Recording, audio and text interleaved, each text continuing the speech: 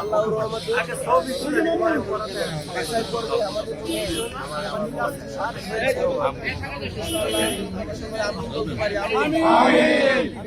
আমরা আশা করি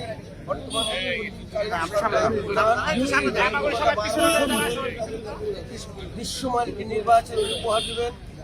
যে নির্বাচন বিগত দিনে হয়নি, আরো সামনে নাকি 100 বছর হবে, এত সুন্দর নির্বাচন উপহার দেবেন।